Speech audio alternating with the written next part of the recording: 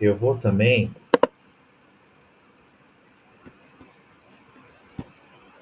antes da gente iniciar o estudo, eu preciso confirmar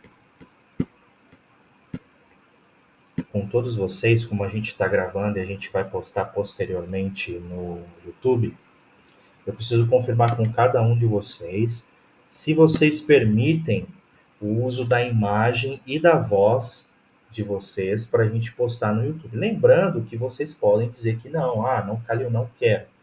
Mas quem disser assim, não quero que use a minha imagem, não quero que use a minha voz para postar no YouTube, eu vou pedir então que permaneça em silêncio. Pode continuar assistindo a aula tranquilamente, mas eu vou pedir que permaneça em silêncio e não levante a mão para falar e nem fale nada, né? Já que não é permitido o uso da voz desta pessoa, tá? Você é livre somente para assistir, tá? Então, vamos lá.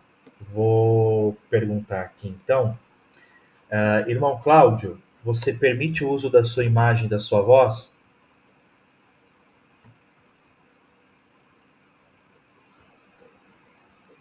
Irmão Cláudio? Não, porque eu vou estar dirigindo. Beleza, tranquilo. Irmão Cláudio, vou colocar aqui não. Danner, você permite o uso da sua imagem e da sua voz? Sim, está autorizado. Ok. Fabrício Chapolin, você permite o uso da sua voz e da sua imagem? Shalom, shalom. Sim. Henrique, você permite o uso da sua voz e da sua imagem? É negociável, né, cara? Sim. Sim. Igor, você permite o uso da sua voz e da sua imagem? Sim, ô glória. Amém. Jana, você permite o uso da sua voz e da sua imagem?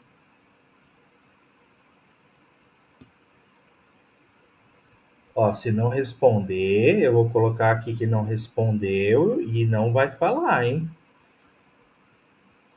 Jana, permite? Bom, a Jana mandou um sinalzinho de sim. Meire, você permite o uso da sua imagem e da sua voz?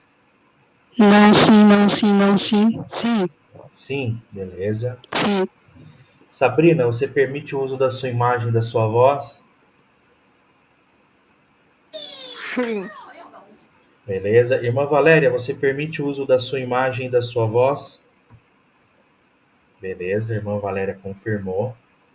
Ok. O sinalzinho também. Daniel, o sinalzinho também assim é válido, né? Do emoji? Sim. No caso, ela está dizendo que sim, né? Tu fez a pergunta e ela foi sinalizada. Só para não dar BO depois, a gente acabar publicando e depois a pessoa falar alguma coisa, tá? Bom, pessoal, então vamos iniciar o estudo. Peço a todos vocês que vocês abram os seus livros. Na página 225, nós vamos estudar a marca 4. Foi disponibilizado o livro para vocês no grupo do livro do Mark Dever, né? Não, fique tranquilo, irmã Valéria. O 9 Marcas de uma Igreja Saudável. E como eu sempre faço, né, eu gosto sempre de explicar para os irmãos o que é esse livro, quem é Mark Dever, né? Mark Dever, ele é um pastor batista, um batista original de verdade, ok? O batista moda antiga, como diz o nosso querido Garanconato, e fazendo uma série de exposição bíblica na igreja dele, ali nos Estados Unidos, sobre 9 marcas de uma igreja saudável. Ele fez esses sermões, né, essa exposição, e ficou tão bom essa exposição, essa série que ele fez na igreja dele, que ele transformou em um livro, e é esse livro que nós temos aqui em mãos, porque ajuda muito a gente a compreender o que é uma igreja saudável, o que é uma igreja bíblica correta, e a gente pode, por esse guia, né, desse livro, ter uma ideia mais ou menos, né, ele apresenta-nos a Bíblia, né, ele nos apresenta na Escritura o que seria as marcas, né, de uma igreja saudável. Isso ajuda muito os irmãos a filtrar, né, saber o que é correto, o que não é correto e assim por diante, ok? Nós paramos então na página 225, na marca 4. A marca 4 é um entendimento bíblico da conversão. Nós vamos estudar nessa marca 4 os seguintes tópicos. A mudança é necessária? A mudança é realmente possível? De que mudança necessitamos? O que esta mudança envolve? E como acontece esta grande mudança? Ok? Então, a marca 4 é um entendimento bíblico da conversão. A quarta marca de uma igreja saudável é um entendimento bíblico da conversão. Não sou mais o homem que eu costumava ser. Você me perdoa? É o que está aqui, entre aspas, uma citação. E aí o Mark Dever continua dizendo. Isso foi o que um homem disse a uma mulher 13 anos depois de ser acusado de estuprá-la. Você já ouviu casos como este? Acreditaria em suas afirmações de que havia mudado? Suspeito que algumas pessoas se mostrariam incrédulas, em certa medida, não apenas em relação ao homem arrependido, mas também em relação a qualquer pessoa que afirma haver mudado de maneira profunda e duradoura. Em nossos dias, as pessoas não acreditam que os outros possam mudar de verdade. Políticos, advogados, pregadores, professores, repórteres, lobistas, todos têm suas fraquezas pré-determinadas, não tem? Qualquer sugestão de que você pode mudar profundamente, né, nota aqui para o profundamente, é considerada com grande suspeita. Esse tipo de sugestão é encarada como um instrumento potencialmente sinistro nas mãos daqueles que desejam coagir você a conformar-se com os padrões deles, por cultivar em você um ódio de si mesmo, uma repugnância de suas próprias características, quer sejam seus desejos sexuais, suas ambições vocacionais, seus padrões éticos ou suas crenças religiosas. Somos o que somos, eles dizem, e devemos nos orgulhar disso. Contudo, apesar de toda esta incerteza e suspeita em relação à possibilidade de mudança, as pessoas têm um profundo desejo de mudança. Há uma inquietação relacionada aos dardos e às armadilhas da riqueza injuriosa. E se a verdade fosse conhecida, haveria uma insatisfação conosco mesmos, ampla e profunda. Não estamos contentes, por isso trocamos a mobília, pintamos o corredor ou compramos roupas novas. Se as coisas pioram, questionamo-nos sobre uma mudança de lugar. Buscamos horas flexíveis no trabalho e até mudança de trabalho. Às vezes, talvez até anelemos ter outro cônjuge. Hoje, até aqueles limites fixos de moralidade tradicional e da própria vida são transgredidos numa tentativa inútil de encontrar satisfação. Porém, quando as condições de serviço e trabalho, casamento e família, de sexo e até da morte se tornam sujeitas às nossas escolhas, nos vemos derrotados, logrados e desesperados. Então, os cínicos estão certos? Alguma mudança autêntica é possível? O que a Bíblia diz a respeito de mudança pessoal, profunda, autêntica?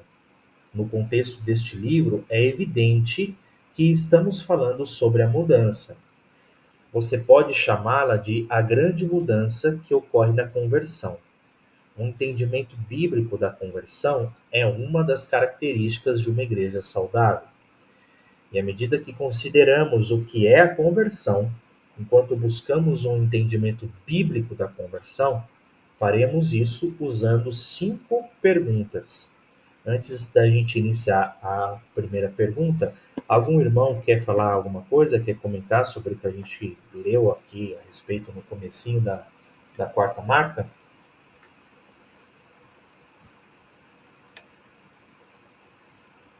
Não? Ai, silêncio. Que silêncio. O pessoal tá encabulado. Então eu vou continuar. A primeira pergunta. A mudança é necessária? Primeiramente temos de perguntar: a mudança é necessária? Muitos responderão negativamente esta pergunta.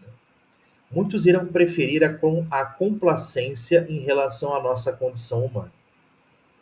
Quando confrontados com a ideia de que precisam de uma grande mudança em sua vida, muitos dirão apenas: por que mudar? Você não pode impor suas ideias aos outros. Além disso, você não está sugerindo que a sua maneira de viver, a sua maneira de encarar o mundo é melhor do que a minha? Se está sugerindo isso, deve ser um hipócrita cheio de justiça própria. Sugiro gentilmente que você cuide de suas próprias neuroses e me deixe em paz.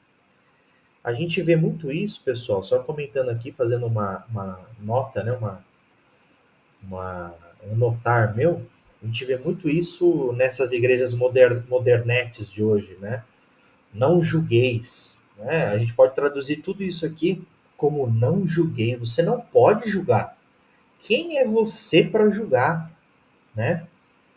Engraçado que a gente vê, por exemplo, em algumas igrejas desse nível, que eles falam tanto de discipulado, é discipulado daqui, é discipulado de lá, blá blá blá, o preço do discipulado, mas eles não praticam o discipulado bíblico, né? Então, quando a gente vai exortar um irmão, quando a gente vai falar a verdade para um irmão, quando a gente vai tentar auxiliar um irmão, aconselhar, não, você não pode falar nada.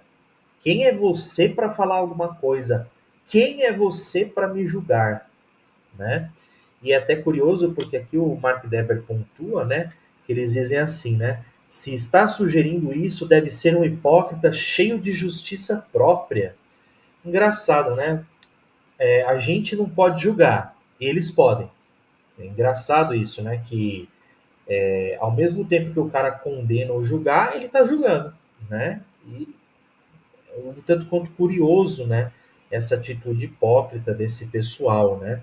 Lembrando a todos os irmãos que a Bíblia não proíbe o julgar, ela proíbe o julgamento hipócrita, né? Bom, continuando aqui, apesar disso, a Bíblia ensina claramente que uma mudança é necessária, para não sermos apenas melhores. De fato, a Bíblia ensina que estamos em problemas.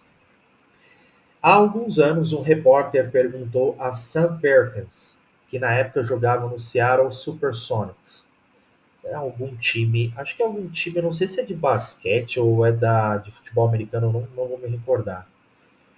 Como vocês se recuperarão dessa derrota de 30 pontos? Perkins respondeu: temos apenas de manter nossa consistência. É claro que a consistência na derrota não funciona. O Mark Dever está irônico, tá irônico. Em nosso último estudo, consideramos algo a respeito da profundidade de nossa corrupção moral diante de Deus. Jesus disse: a luz veio ao mundo e os homens amaram mais as trevas do que a luz, porque as suas obras eram más. Pois todo aquele que pratica o mal aborrece a luz e não se chega para a luz, a fim de não serem arguidas as suas obras. João capítulo 3, versos 19 ao 20, que é exatamente essa galera do não julgueis. Paulo lembrou aos cristãos de Éfeso que antes de serem convertidos, eles estavam mortos em delitos e pecados, Efésios capítulo 2, verso 1. E ensinou com clareza que esta morte espiritual era compartilhada por toda a humanidade. Você recordará do capítulo passado como Paulo cita o Antigo Testamento em uma abrangente reprovação de qualquer reivindicação de sermos justos em e por nós mesmos. Vamos ler aqui, pessoal, Romanos capítulo 3, versos 9 ao 20. O que se conclui? Temos nós qualquer vantagem? Não, de forma nenhuma, pois já temos demonstrado que todos, tanto judeus como gregos, estão debaixo do pecado, como está escrito: não há justo, nenhum sequer. Não há quem entenda, não há quem busque a Deus, todos se extraviaram, a uma se fizeram inúteis. Não há quem faça o bem, não há nenhum sequer. A garganta deles é sepulcro aberto, com a língua urdem engano, veneno de víbora está nos seus lábios. A boca eles a têm cheia de maldição e de amargura. São os seus pés velozes para derramar sangue. Nos seus caminhos há destruição e miséria. Desconheceram o caminho da paz. Não há temor de Deus diante de seus olhos. Ora, sabemos que tudo o que a lei diz, aos que vivem na lei o diz, para que se cale toda a boca, e todo o mundo seja culpável perante Deus, visto que ninguém será justificado diante dele por obras da lei, em razão de que pela lei vem o pleno conhecimento do pecado. Novamente, Romanos capítulo 3, versos 9 ao 20. E aqui o Mark Dever de novo falando. Ora, considere essas duas verdades idênticas. Necessitamos desesperadamente da graça de Deus, e Ele não deve a sua graça a ninguém. O que Deus nos deve é justiça para com nossos pecados. Perdão. E quando o Espírito de Deus começa a chamar-nos a convertermos de nossos pecados, há um grande senso de convicção. Começamos a sentir algo a respeito da seriedade do pecado. Não nos tornamos paranoicos espirituais, começando a imaginar que temos cometido mais pecados do que percebíamos anteriormente, embora, em certo sentido, comecemos a fazer isso. O que acontece quando o Espírito de Deus começa a nos convencer desta maneira é que, à medida que ele focaliza nossa atenção a determinado pecado, esse pecado parece mais sério do que parecia antes.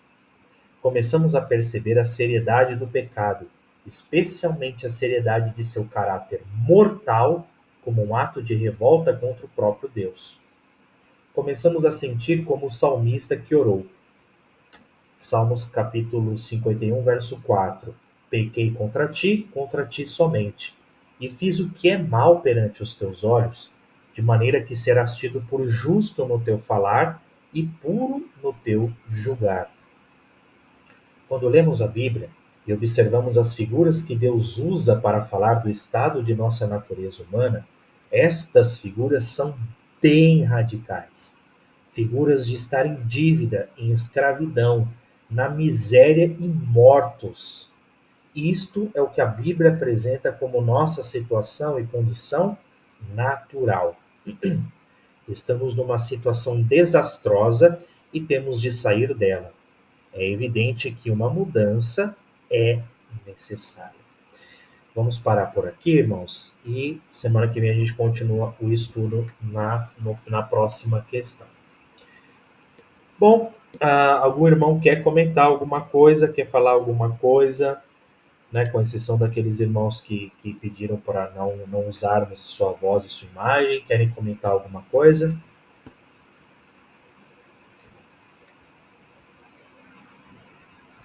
O pessoal está meio tímido, então vou inaugurar aí, aproveitar que eles estão com essa timidez exacerbada. Bueno, o que o Mark Dever trabalhou aí é o que deveria, né, ser trabalhado diuturnamente dentro das congregações bíblicas que a gente está inserido. Tá? Estou usando o adjetivo bíblicas, usando a bona fide de que todas as congregações que nós participamos aqui são bíblicas, e eu espero que sim, né? Amém por isso. E isso deveria, essa questão da mudança de vida, essa metanoia, que é o termo grego utilizado ali para conversão, né? Para mudar de direção, deveria ser algo extremamente enfatizado dentro das congregações, e não somente aquele convite como é feito, né? Venha para Cristo, né? Venha como está. Aquele velho convite, todos vocês devem ter ouvido, venham como estás. Mas e depois de vir? O que acontece? Cristo diz que ele seria levantado no madeiro e atrairia as pessoas até ele. Só que esse atrair faz com que as pessoas mudem as suas vidas, as suas circunstâncias. E eu não estou dizendo que é para mudar da água para o vinho, tá? A conversão, ela traz esse novo nascimento e o entendimento do que é certo e o que é errado. Mas existe um processo de santificação e as pessoas às vezes se frustram nesse processo de santificação que é progressivo. Eles entendem que foram nascidos de novo, tudo mais, mas aí por acabar pecando se frustram e por não ter o ensino na congregação que trabalha esse verdadeiro discipulado para aquele que é novo convertido, ou até para aqueles mais antigos na fé que são fracos na fé, eles acabam perdendo aquela vontade de estar na congregação, de estar em meio aos irmãos, por conta desses supostos julgamentos que existem, a gente sabe que existem. Então, tudo isso deveria ser trabalhado e fortemente enfatizado nas congregações. A conversão, ela deve existir. Se tu veio a Cristo, aquilo que tu fazia de errado, tu não quer mais fazer. Embora tu pode fazer por conta das questões carnais ainda que existem no ser humano. E quando tu cair, meu amado, a gente tá aqui para te dar uma palavra de exortação e consolo pós essa exortação, caso ele tenha vindo ao arrependimento do ato que ele cometeu, do ato falho que ele cometeu. Então, isso aí são verdades que deveriam estar entrelaçadas. E a gente, infelizmente, não sei por que no Brasil se perdeu isso, se em algum dado momento isso daí se perdeu, e é necessário trazer à tona de novo isso aí. Cristianismo é arrependimento, é fé, é vida nova e comunhão entre os crentes, ajudando uns aos outros. Isso aí deveria ser o cerne do nosso cristianismo no Brasil. Infelizmente, isso não tá sendo posto à mesa dos crentes aí. E as pessoas estão muito mais preocupadas em fama, dinheiro, em seus bens, em sua vida de glamour, suas fotos no Instagram, no Facebook, do que qualquer outra coisa desse gênero. Comentando aí o que o Danner falou, é curioso como hoje, né? Hoje, maioria das igrejas que a gente vê no Brasil, eles têm aquela ideia, né? E aí você fala assim, não, cara, mas é o membro que fala, não, mas ele fala isso porque ele foi ensinado assim. De que venha como está, não interessa como você tá, e Deus te aceita de qualquer jeito. Cara, e não é assim. Nós cremos que Deus, né, biblicamente, que é Deus quem regenera o pecador, é Deus quem transforma o pecador, né? Não tem essa de vem do jeito que você tá e o que interessa é que Deus quer você.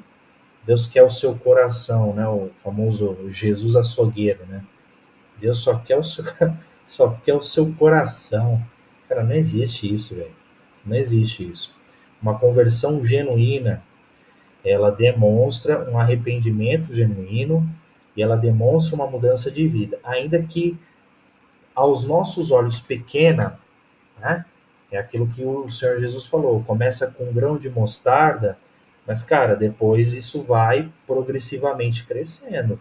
Então, essa questão é o seguinte, a gente não pode, né, achar, por exemplo, que algo que não existe na Bíblia, que é a perda de salvação. Mas a gente também não pode normativizar pecados, né? O cara dizer, não, qual o problema? O que tem? Né? Você está querendo cuidar da minha vida? Cara, é o que eu falo. Eu estava comentando com alguns irmãos aqui. O cara que fala isso, ele vem para a igreja para quê? É clube? Clube? É um passeio de domingo? Não, cara, você está na igreja? Você é membro? Então você está aqui para ser exortado. É para isso que esse é um dos motivos pelos quais existe igreja. Né? Pode falar, Igor. Com relação a esse processo de santificação que vocês tocaram no livro, que o Denner falou bastante, a gente vê um movimento dentro da Igreja Evangélica Brasileira em que as pessoas acreditam muito mais em um culto de libertação, entre aspas, do que a própria obra de Jesus na cruz, né? Eu já conversei com um irmão pentecostal que falava piamente. Eu falei, cara, eu já fui liberto de um pecado pedindo a Deus misericórdia de mim e não precisei ir para o culto de libertação. Foi um culto bíblico da palavra normal e ele me libertou. E aí ele falou, viu, por isso que a gente precisa de culto de libertação.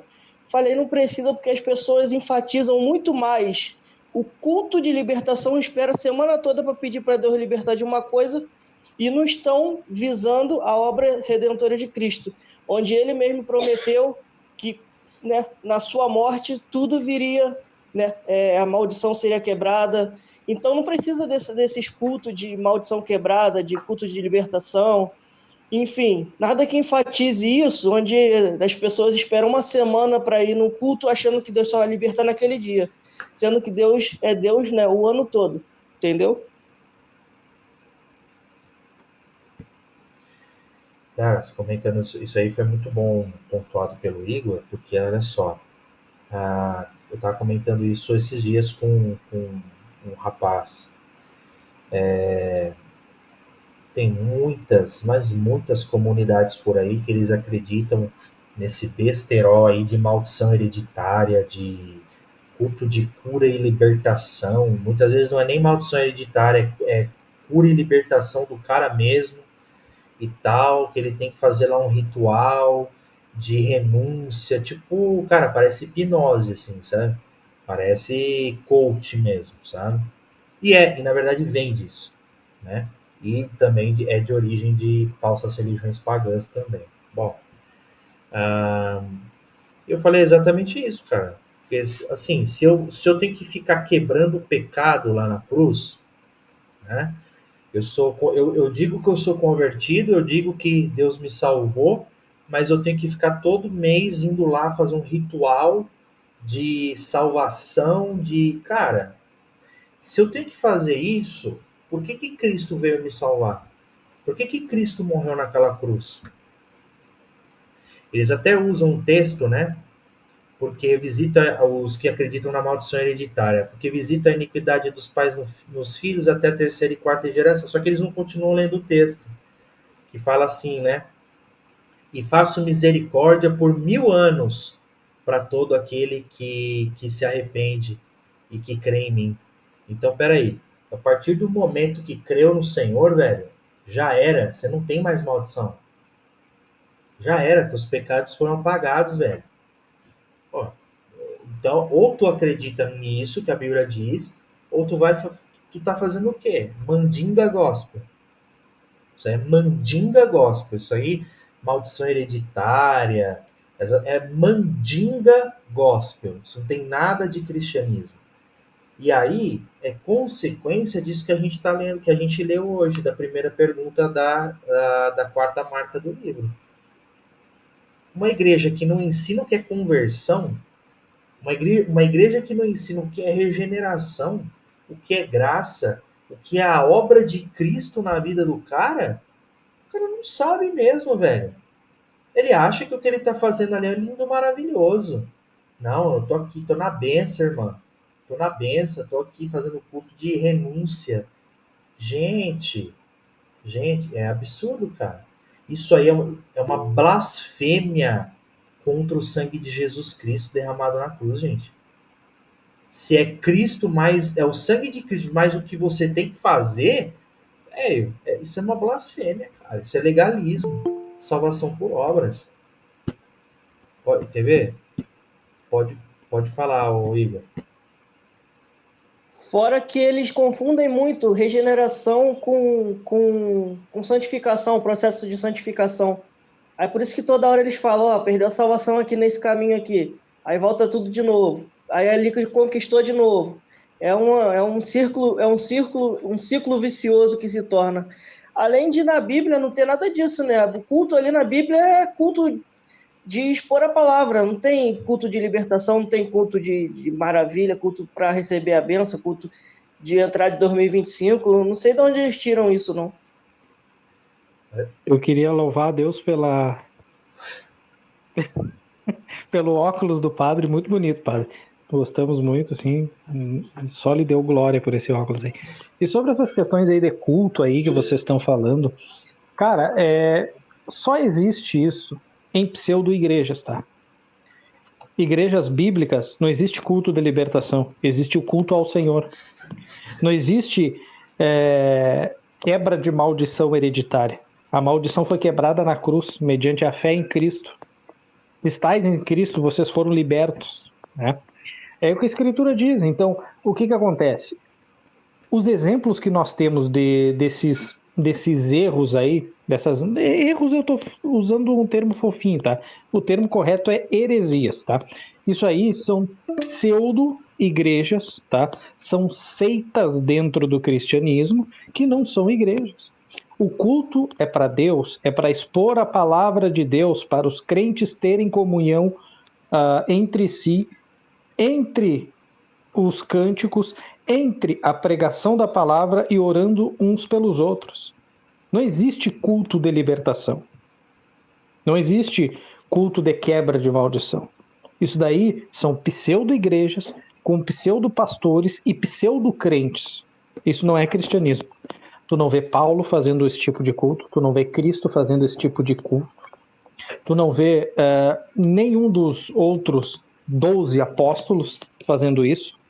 Então, eu não sei por que o suposto meio evangélico brasileiro, ele se apega a toda sorte de mandinga.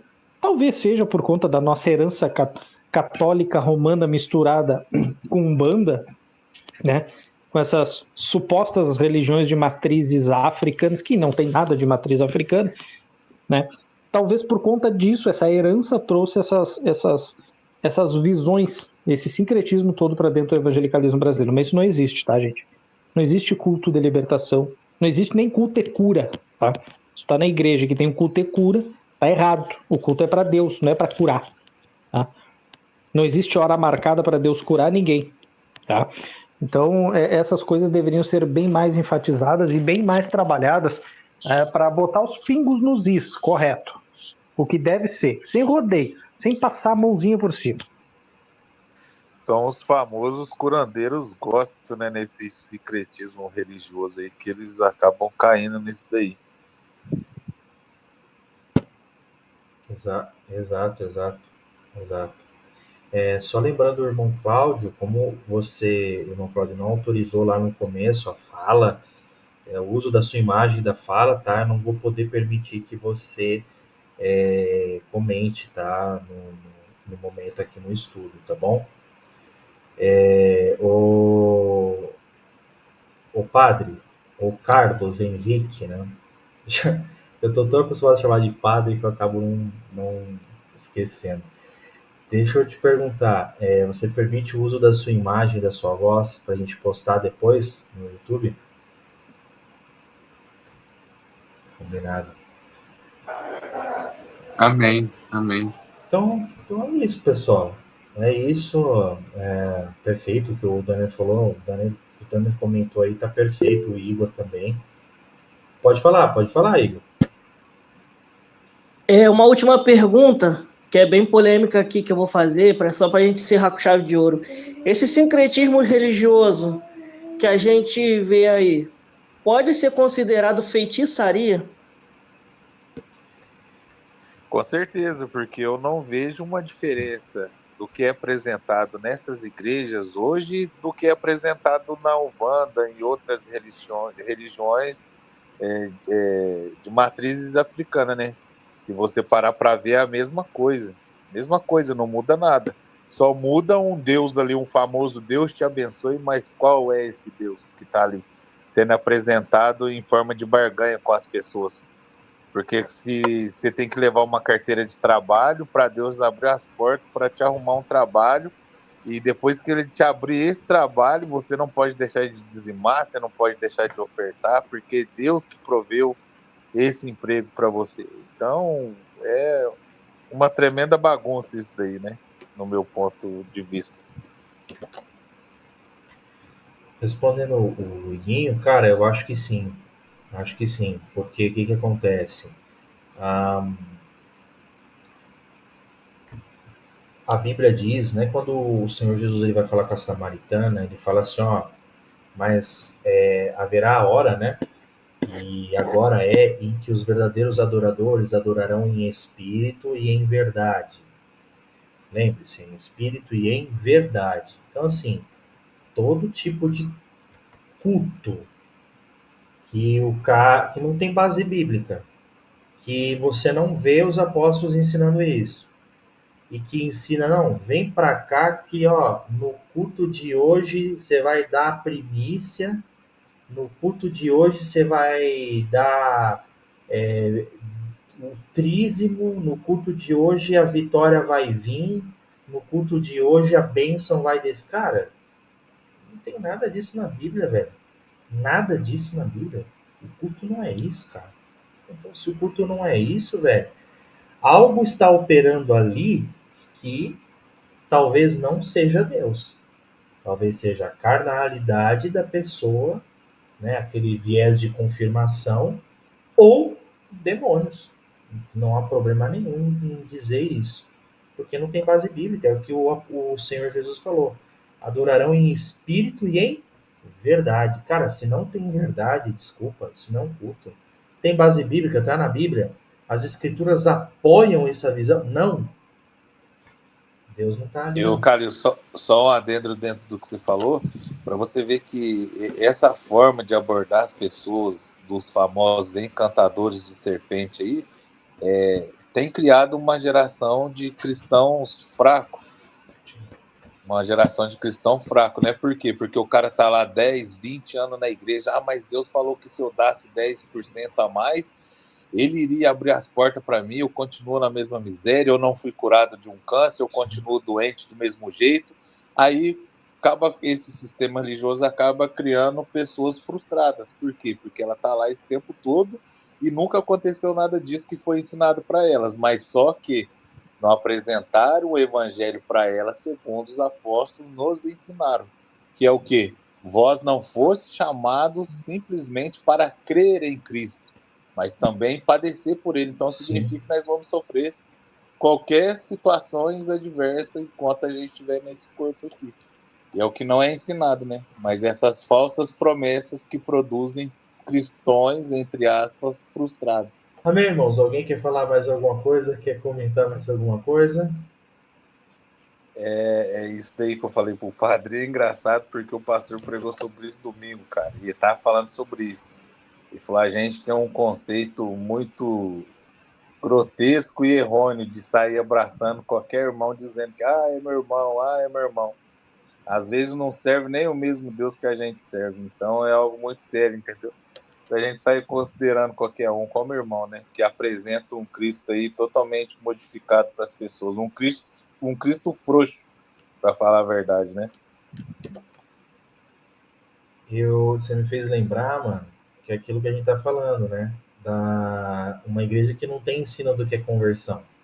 E aí eu lembrei daquela passagem de Josué, que aqueles caras vão lá, não, nós somos irmãos israelitas distantes. E era, na verdade, um pessoal de outro reino que queria obrigar Josué a fazer um juramento com eles para não invadir a terra deles.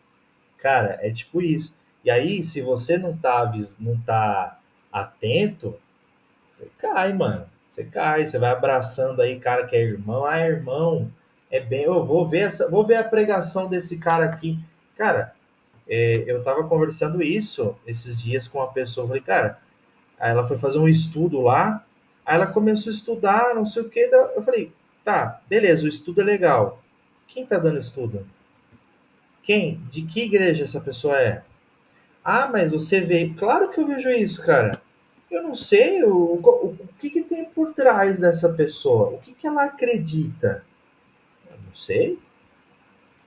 Tá ligado? Então, não é bem assim, né? Todo mundo que é irmão. Tem gente que, cara, tá na igreja e não sabe nem o que é conversão, não sabe o que é regeneração, não sabe nada. Não sabe nada. A pessoa vive, tipo, pra ela, Jesus, ela é um programa de domingo. É um programa dominical. Para não ficar assistindo o Celso Portiolli, o cara vai lá na igreja para comer lanchinho. É só isso. Eu vou encerrar aqui então o estudo. A gente vai encerrar então. E vamos ter aqui ao final uma apresentação também, mas eu vou encerrar por enquanto. Deus abençoe. Espero todos vocês semana que vem no próximo estudo do livro 9 Marcas de uma Igreja Saudável, de Mark Dever. Até mais!